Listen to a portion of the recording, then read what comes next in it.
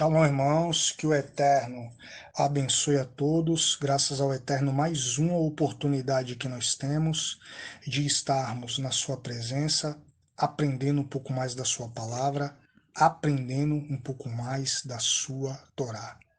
Irmãos, nesse estudo nós vamos estar falando sobre os 14 princípios espirituais da Cabala, ok?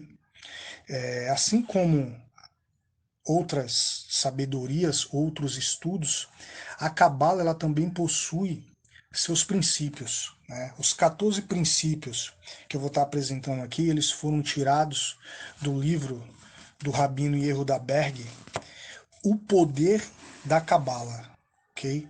Esse livro ele é considerado um dos livros introdutórios ao estudo da Cabala. E eu espero, irmãos, que esse estudo ele venha despertar nos irmãos um desejo de se aprofundar mais nas escrituras, na cabala, enfim. E Yeshua, irmãos, Jesus, ele era um cabalista, ok? Vários judeus que reconhecem Yeshua como Mashiach, né, entende que Yeshua ele era o Messias, filho de José, o qual veio a esse mundo para trazer os verdadeiros segredos da Torá, ou seja, o Zohar, a Cabala, o nível Sod, para todas as nações, ok? Incluindo os gentios, porque os gentios, né, também estavam sofrendo ali porque aparentemente não faziam parte, né, do plano de salvação. E se a gente for analisar as escrituras, irmãos, a gente vai ver vários versos, vários pontos onde dá a entender que Yeshua ele falava de um nível maior de conhecimento. Por exemplo, quando a gente lê João 3:12, né? E Yeshua ele falando para Nicodemos, num certo momento, ele fala assim: Nicodemos, eu estou falando de assuntos terrenos contigo e tu não crê? Como vai crer se eu falar de assuntos espirituais? Em algumas Bíblias diz, se eu falar de assuntos celestiais. Muitos entendem que quando Yeshua fala de assuntos espirituais, ele está se referindo à Cabala. E se eu aumentar o nível aqui, Nicodemos? Ok? Quando Yeshua começa o seu ministério, tá? Em Mateus capítulo 5, verso 17, eu vou ler este verso na Bíblia israelita. Olha o que diz o verso. Mateus 5,17. Não penseis que vim anular a Torá ou os profetas. Não. Eu não vim anular, mas eu vim para levá-los ao pleno conhecimento. Olha que coisa interessante, irmãos, o verso, hein? Né? Eu vim levá-los ao pleno conhecimento. Zorra, cabala, pleno conhecimento. Ok, irmãos? Então, Yeshua era um cabalista, tá? O apóstolo Paulo também era um cabalista. A gente vai ver aqui no primeiro princípio que a gente vai ler, a gente vai lembrar de Paulo. E eu tenho certeza que conforme eu vou lendo, os irmãos vão estar identificando os princípios, ou com Yeshua, ou com Paulo, com Pedro, enfim. Vamos à leitura, que o Eterno nos abençoe. Primeiro princípio, não acredite numa única palavra que lê. Teste as lições aprendidas. Eu lembrei de Paulo na hora que eu li isso a primeira vez. Examinai tudo, retenha o que é bom, né? Apóstolo Paulo, Shal Hachalia. Segundo princípio da Cabala, existe duas realidades básicas. Nosso mundo de 1% de escuridão e o âmbito dos 99% da luz. Terceiro, tudo que uma pessoa realmente deseja na vida é luz espiritual. Quarto princípio, o objetivo da vida é a transformação espiritual, passar de um ser reativo para um ser proativo.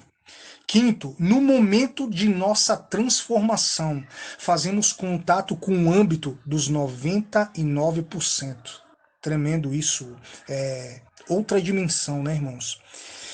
6. Nunca, mas nunca mesmo coloque a culpa em outras pessoas ou em eventos externos.